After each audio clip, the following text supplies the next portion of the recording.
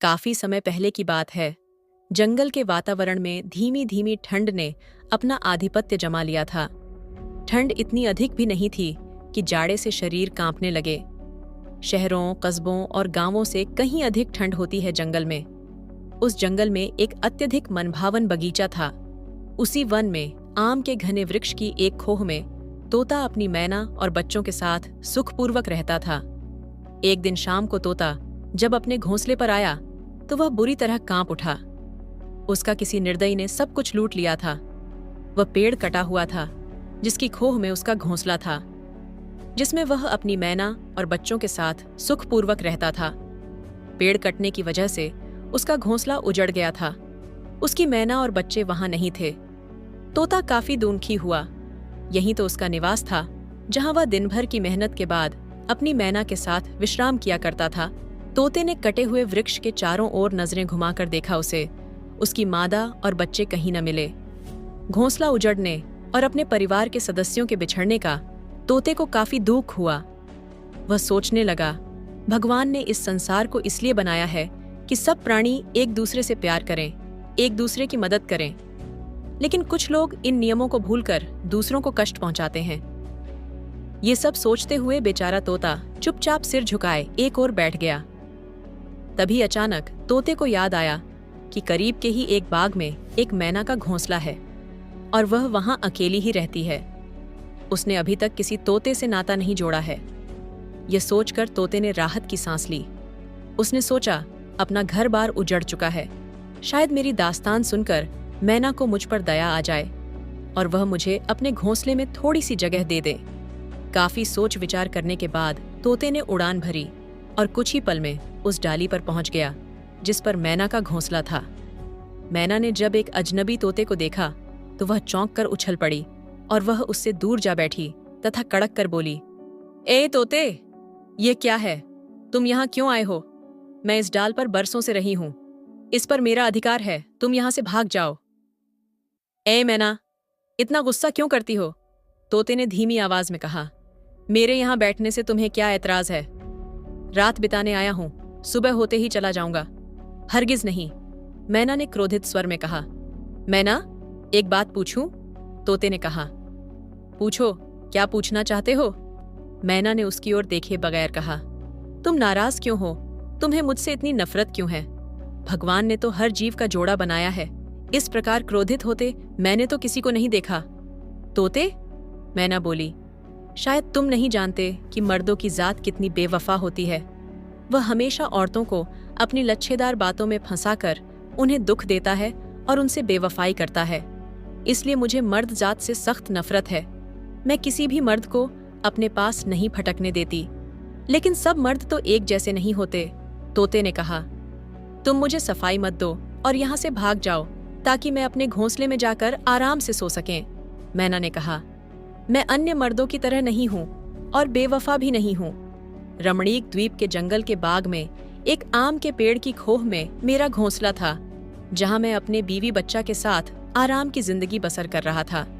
लेकिन किसी निष्ठुर ने उस पड़ को काट डाला जिससे मेरा घोंसला उजड़ गयो। मेरे बीवी बच्चे मुझसे बिछुड़ गए हैं, इसलिए आज की रैन मुझे यहाँ बिताने दो। तोते ने मैना से विनती करने वाले अंदाज में कहा। मैं तुम्हारी बातों में नहीं आने वाली तोते। मर्द ऐसी ही बातें करके औरतों को बहला फुसलाकर उनके साथ बेवफाई करते हैं। लेकिन सब मर्द तो एक जैसे नहीं होते मैना, तोते ने कहा। मर्द सिर्फ मर्द होते हैं, वह मर्द ही क्या जो बेवफा ना हो। अगर तुम मर्दों की ऐसी वकालत कर रहे हो तो मैं तुम्हें मर्दों की बेवफाई की एक दास्तान सुनाना चाहती हूँ। मैना ने तोते से कुछ दूर हटकर कहा। सुनाओ मैना। तोते ने सोचा, चलो इसकी दास्तान सुनने में रात को कुछ समय तो गुजरेगा ही। तोते, मैना ने कहा। हाँ मैना, जरा ध्यान लगाकर सुन। यह कहकर मैना ने मर्द की बेवफाई की एक दास्तानें सुनानी शुरू की। पार्वती शायरों की शायरी की कल्पना के समान सुंदर थी। पहली ही नजर में हर कोई उसे पाने के लिए तड़प उठता था। उसकी उम्र 16 बसंत पार कर चुकी थी। कहने का तात्पर्य यह है कि वह जवानी की दहलीज पर कदम रख चुकी थी। उम्र की यह ऐसी सीढ़ी होती है जब किसी को अपने आप पर अख्तियार नहीं रहता, दिल बेकाबू हो जाता है। मगर पार्वती ने अपने दिल को बड़ी मजबूती से अपने काबू में कर रखा था। कॉलेज के छात्र उसे एकटक देखते और तरह तरह की फप्तियां कसते रहते, परंतु वह कभी सिर उठाकर न देखती। नारी की ताकत आंखों में होती है। जब वह आंख ही नहीं मिलाती थी तो उसका दिल पहलू से जाता कैसे? समय चक्र घूमता रहा। उसी कॉलेज में एक रईस बाप का बिगड़ा हुआ बेटा रोहित भी पढ़ता था। वह तो कॉलेज में सिर्फ समय बिताने के लिए आता था, वरना उसका काम था सिर्फ शराब पीना, अय्याशी करना और कॉलेज की लड़कियों के साथ छेड़छाड़ करना। कॉलेज की छात्राएं भी इस बात को अच्छी तरह से जानती थीं कि रोहित की यदि शिकायत भी की जाए तो कोई लाभ नहीं है, क्योंकि अगर उसका कॉलेज से रेस्टिकेशन भी हो गया तो उसे कोई फर्क पड़ने वाला नहीं है, लेकिन उससे दुश्मनी अवश्य हो जाएगी। एक दिन रोहित की दृष्टि पार्वती पर पड़ गई। उस पर नजर पड़ते ही वह स्वयं ही बुदबुदा उठा, उफ़, ये हीरा आज तक हमारी नजरों में कैसे नहीं आया?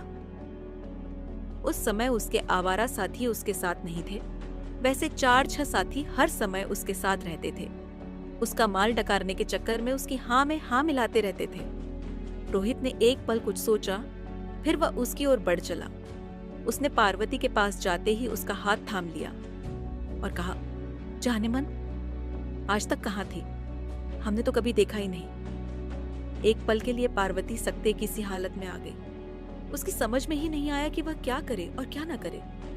जब उसे होश आया तो उसने बिना एक पल गंवाए ही रोहित के गाल एक चांटा जड़ दिया, छटाक। शायद रोहित को इस बात की सपने में भी आशा नहीं थी कि कोई लड़की उसके मुंह पर छांटा मारने का साहस भी कर सकती है। ये हिम्मत! यदि तुमने दोबारा इस प्रकार की हरकत करने की कोशिश तो मुझसे बुरा कोई नहीं होगा, समझे? कहने के साथ ही पैर पटकती हुई पार्वती आगे बढ़ गई। रोहित हक्का बक्का सा खड़ा देखता रह गया। उसके साथ जैसा आज हुआ था, पहले कभी नहीं हुआ था। स्वयं ही उसका हाथ उसके गाल पर पहुंच गया। वह गाल सहलाने लगा। पार्वती काफी दूर निकल चुकी थी। दूसरे दिन तब जब रोहित अपनी बेइज्जती महसूस करता हुआ खड़ा था, किसी ने पीछे से आकर उसके कंधे पर हाथ रख दिया। रोहित ने पलट कर देखा। उसके पीछे एक युवक खड़ा मुस्कुरा रहा था। उसका नाम राहुल था। राहुल भी उसी विद्यालय का छात्र था। राहुल और रोहित की आपस में बनती नहीं थी। उसको मुस्कुराता हुआ देखकर रोहित के तन बदन में आग लग गई, मगर वह बोला कुछ नहीं। राहुल ने उसी तरह मुस्कुराते हुए कहा, कहो, कुछ मजा आया? राहुल, बोलो, यहां से चुपचाप चले जाओ। रोहित ने कहा, मुझे परेशान मत करो। ठीक है, राहुल ने कहा, मैं तो जाता हूं, लेकिन खाल में रहा करो। इस समय उसके साथी साथ नहीं थे।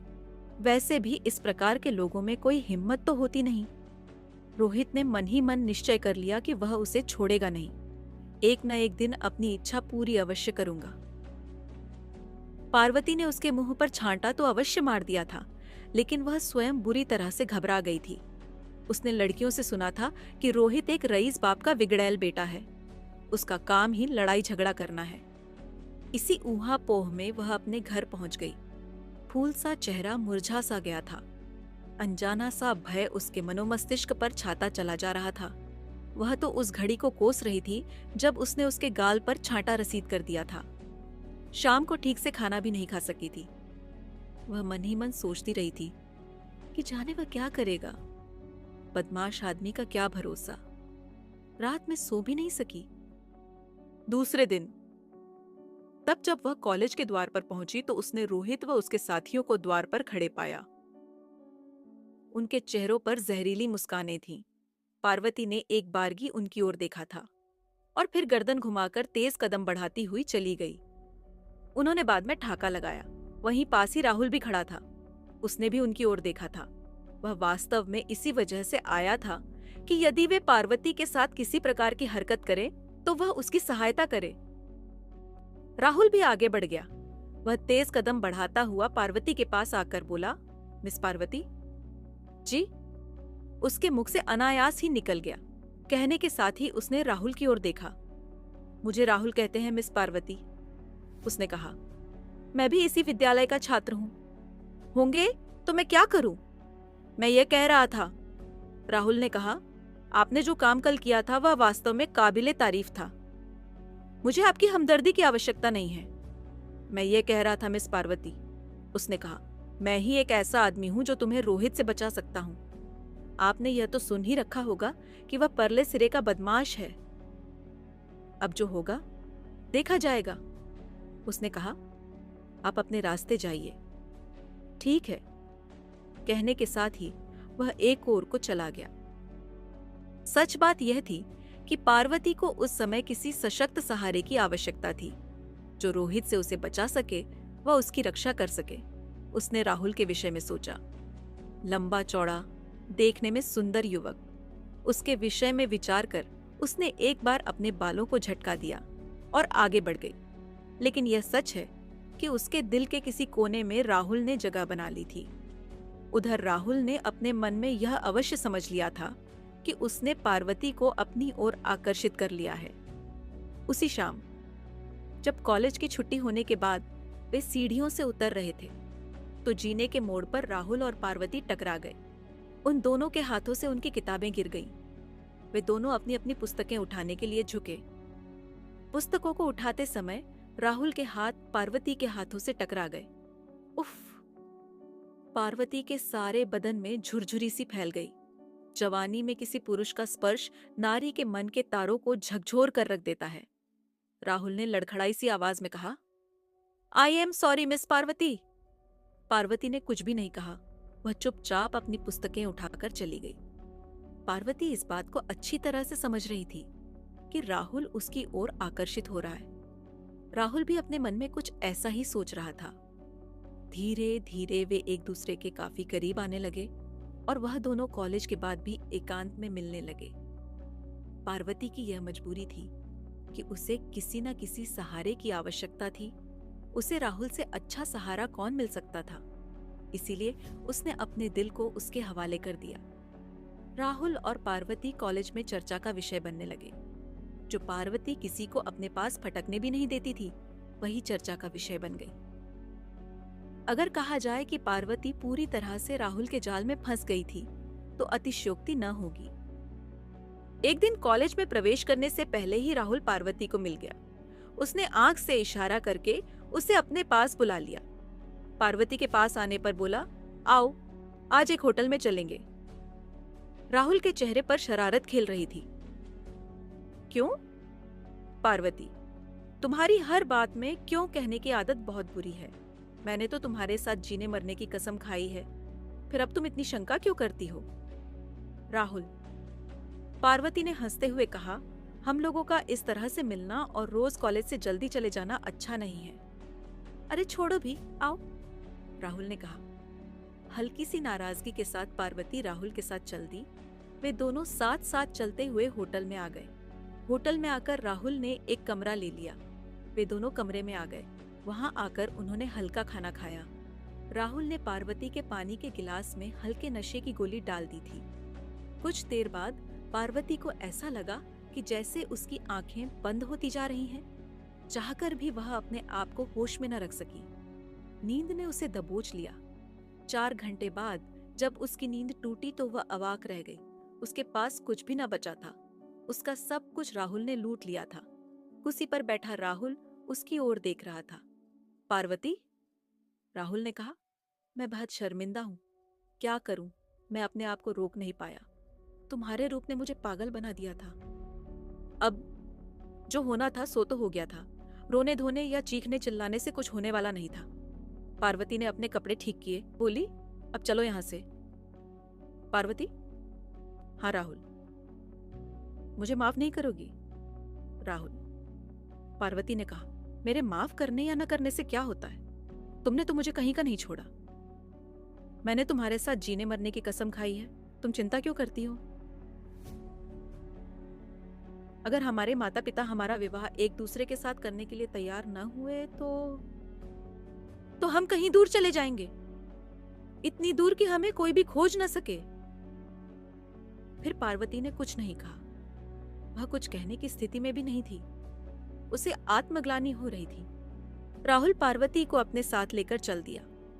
रास्ते में उन दोनों के बीच कोई बात नहीं हुई और वे दोनों सीधे अपने अपने घर चले गए। पार्वती पूरी रात न सो सकी और न ढंग से खाना खा सकी। जिस लाज के मोती पर युवतियों को नाज होता है, उसे वह प्यार के चक्कर में गंवा चुकी थी, या यूं कहें कि वह धोखा खा गई थी। दुनिया कहती है कि युवतियों की लाज का धागा बड़ा कमजोर होता है, जो जरा सी ठसक से टूट जाता है। पार्वती की स्थिति ऐसी थी कि वह अपने मन की व्यथा किसी से कह भी नहीं सकती थी और मन ही मन घुट रही थी। समय बीतता गया। राहुल को तो जैसे पार्वती पर विजय मिल गई थी। उसकी जब भी इच्छा होती, पार्वती को अपने साथ होटल ले जाता और अपनी इच्छा पूरी करता था। पार्वती इससे परेशान थी और विवश भी। उसकी समझ में यह नहीं आ रहा था कि वह करे तो क्या करे। राहुल के जाल से उसका निकल पाना आसान नहीं था। एक दिन पार्वती ने राहुल से फैसला करने का निश्चय किया।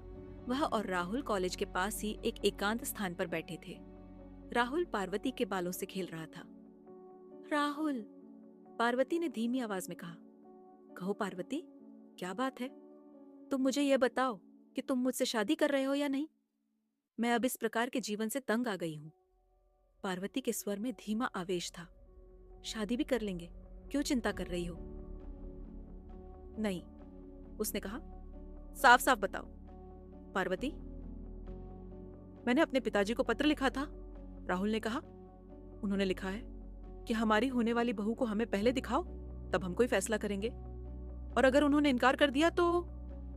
अगर इनकार कर दिया तो, राहुल ने कहा, हम भाग चलेंगे और विवाह कर लेंगे। अपने पिताजी के पास अब कब चलोगे तुम? कल चलें। ठीक है, कल चलो। कल तुम सवेरे तैयार होकर आ जाना। और दूसरे दिन पार्वती तैयार होकर आ गई। दोनों चल दिए। स्टेशन पर आकर राहुल ने 2 टिकट खरीद लिए। ट्रेन आई और वे सवार हो गए। पार्वती राहुल के साथ जा रही थी, लेकिन उसकी मनःस्थिति बड़ी खराब थी। वह बार बार विचारों में खो जाती थी। बार बार यह सोचती थी कि यदि वह समय से न लौट पाई तो उसके माता पिता क्या सोचेंगे। उसके न पहुंचने पर उनकी क्या हालत होगी। इधर पार्वती के विचार दौड़ते रहे और उधर ट्रेन दौड़ती रही। फिर एक स्टेशन पर राहुल और पार्वती उतर गए। स्टेशन से बाहर निकलकर दोनों रिक्शे पर सवार होकर चल दिए। कुछ देर चलते रहने के बाद रिक्शा राहुल के संकेत पर एक स्थान पर रुक गई। रिक्शा का किराया देकर दोनों एक मकान की सीढ़ियां चढ़ने लगे। वे दूसरी मंजिल पर पहुंच गए। वहां एक औरत थी। वह पार्वती को अपने साथ लेकर अंदर चली गई। कुछ देर बाद वह औरत वापस आई। उस औरत ने राहुल के हाथ में 100-100 के नोटों की 3 गड्डियां रख दी। राहुल नोटों की गड्डियों को लेकर मुस्कुराता हुआ चल दिया। वास्तव में राहुल वेश्याओं का दलाल था, जो भोली भाली युवतियों को फंसाकर लाता था और उन्हें बेचकर चला जाता था। शाम तक पार्वती को कुछ पता नहीं चला। उसने 1-2 बार पूछा, राहुल कहाँ है? उसे बताया गया कि वह शाम को आएगा, बाजार गया है। शाम भी हो गई मगर राहुल नहीं आया। पार्वती को लगा कि वह किसी जाल में फंस गई है। घर पर उसके माता पिता परेशान हो रहे होंगे, मगर अब हो क्या सकता था। काफी रात हो गई, मगर राहुल का कहीं कुछ अता पता नहीं था। जैसे तैसे रात बीतती जा रही थी। उस बाजार में संगीत बजने लगा, नाच गानों की आवाज आने लगी। अब पार्वती सब कुछ समझ गई थी। राहुल उसे प्यार के जाल में फंसाकर इस कोठे पर बेच गया है। वह फूट फूट कर रोना चाहती थी, मगर अब उसके आंसू भी उसे नहीं बचा पाएंगे। उस समय उसकी क्या स्थिति थी, बस वही जानती थी। वह किसी तरह से वहां से निकल भागना चाहती थी। वह एक बार उस बेवफा राहुल से मिलना चाहती थी। वह कमरे से निकलकर बाहर आई। बाहर कई आदमी बैठे थे और वह औरत उनसे बात कर रही थी। उसने एक बार पार्वती की ओर संकेत किया। अब उसे कोई शक न रह गया था। तब पार्वती ने अब अपनी इज्जत बचाने के लिए अपनी जान पर खेलने का निर्णय लिया। अपनी पूरी ताकत लगाकर वह वहां उपस्थित लोगों की परवाह किए बिना सीढ़ियों की ओर तेजी से दौड़ी। उस कोठे की मालिकिन और वहां उपस्थिति सब लोग एक पल के लिए हक्के बक्के से देखते रह गए। एकाएक उनकी बात समझ में ही नहीं आई कि वे क्या करे और क्या न करे। उस कोठे की मालिकिन रत्नाबाई को इस बात की स्वप्न में भी आशा नहीं थी कि पार्वती इस प्रकार की हरकत भी कर सकती है। उसने फौरन चीख कर अपने दलालों को पुकारा और कहा, देखो, उसे पकड़ो, वह भागने ना पाए। पार्वती तब तक बड़ी तेजी से सीढ़ियां उतर गई थी। उस शहर का उसे कोई ज्ञान तो था नहीं। वह एक ओर को दौड़ पड़ी। अपनी पूरी शक्ति लगाकर दौड़ रही थी पार्वती। बाजार में आने जाने वाले लोग उसे भागते देख रहे थे, मगर किसी ने उसे रोकने की कोशिश नहीं की। सब जानते थे कि उस बाजार में ऐसा अक्सर होता रहता है। पार्वती दौड़ रही थी। रत्नाबाई के दलाल उसे पकड़ने के लिए उसके पीछे भाग रहे थे। बेतहाशा भागते हुए पार्वती अचानक एक कार से टकरा गई। कार का पहिया उसके सर के ऊपर से उतर गया। पार्वती का भेजा बाहर निकल गया। चेहरा ऐसा हो गया कि पहचाना भी नहीं जाता था। कार का ड्राइवर गाड़ी को और भी तेज दौड़ाकर ले गया। उसने एक औरत को कुचलने के बाद गाड़ी को रोकने तक की भी तकलीफ नहीं की थी। पार्वती की लाश को पुलिस उठाकर ले गई और उसका पोस्टमार्टम कराकर लावारिस करार देकर जलवा दी गई। कुछ क्षणों तक चुप रहने के बाद वह बोली, तोते, बोलो मैना, तुमने सुन लिया? हाँ मैना, देखा उस बेईमान को, मैना ने कहा।